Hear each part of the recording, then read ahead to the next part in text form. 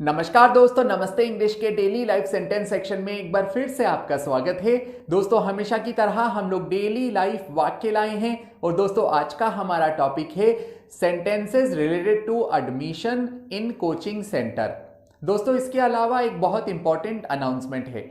अपनी अंग्रेजी को और मजबूत करने के लिए आज ही प्ले स्टोर से नमस्ते इंग्लिश ऐप डाउनलोड कीजिए और अनलिमिटेड अकाउंट ज्वाइन कीजिए। दोस्तों, नमस्ते इंग्लिश ऐप पर आप अंग्रेजी की बोल बोल कर प्रैक्टिस कर सकते हैं और बिना किसी की सहायता से फर्राटेदार अंग्रेजी बोलना सीख सकते हैं।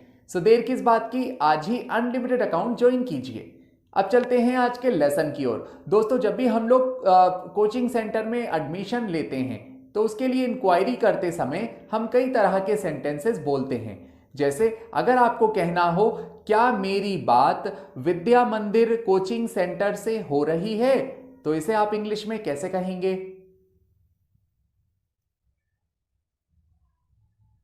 या अगर आपको कहना हो क्या आपके यहां मेडिकल एंट्रेंस एग्जाम की क्लास होती है, तो इसकी इंग्लिश क्या होगी?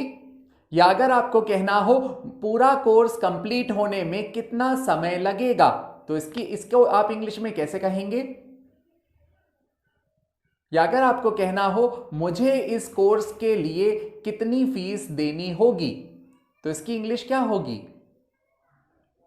दोस्तों, ज्यादातर लोग ऐसे सेंटेंस नहीं बना पाते हैं, यही हम आज के लेसन में लाए हैं। तो चलते हैं आज के लेसन की ओर। अगर आपने कहा क्या मेरी बात विद्या मंदिर कोचिंग सेंटर से हो रही है, तो ऐसे में आप कहेंगे एम आई स्पीकिंग। दोस्तों, स्पीक का मतलब होता है बोलना। एम आई स्पीकिंग यानी क्या मैं बात कर रहा हूं विद विद्या मंदिर। एम आई स्पीकिंग विद विद्या मंदिर coaching centre.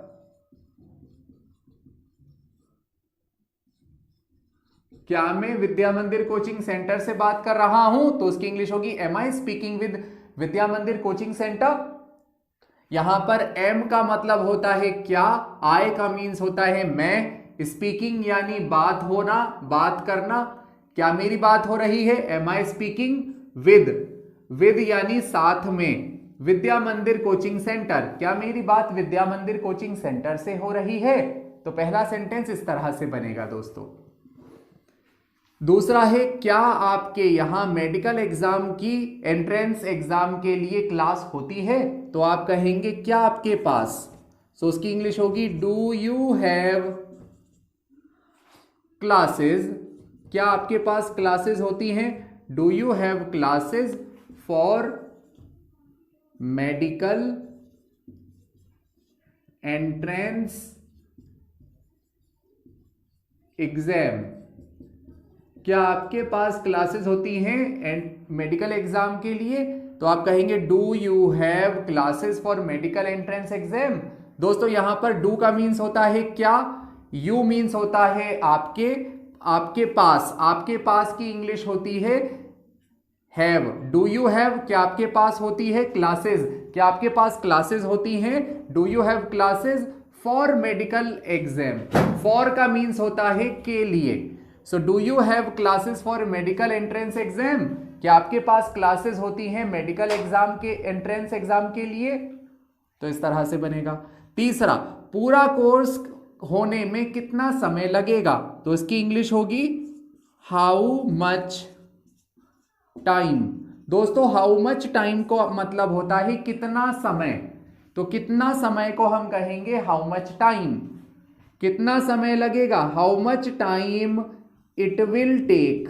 It will take का मतलब होता है कितना समय लगेगा, तो how much time it will take to complete the course, यानी कंप्लीट करने के लिए। इस कोर्स को कंप्लीट होने में कितना समय लगेगा, तो उसकी इंग्लिश होगी how much time it will take to complete the course, यानी इस कोर्स को कंप्लीट होने में कितना समय लगेगा। ऐसे ही मुझे इस कोर्स की फीस कितनी देनी होगी, तो आप कहेंगे what will be the fees, what will be the fees of this course? इस कोर्स की फीस क्या होगी, मुझे ये फीस कितनी देनी होगी? तो आप कहेंगे what will be the fees of this course. So दोस्तों व्हाट का मीन्स होता है क्या, will be, what will be यानी क्या होगी, द फीस, फीस क्या होगी, ऑफ दिस कोर्स यानी इस कोर्स की। सो दोस्तों इस तरह से सेंटेंस बनते हैं। I hope you learned it, I hope you enjoyed the lesson. If you really like this lesson then please like and subscribe Namaste English. I will see you in next session. Till then, take care.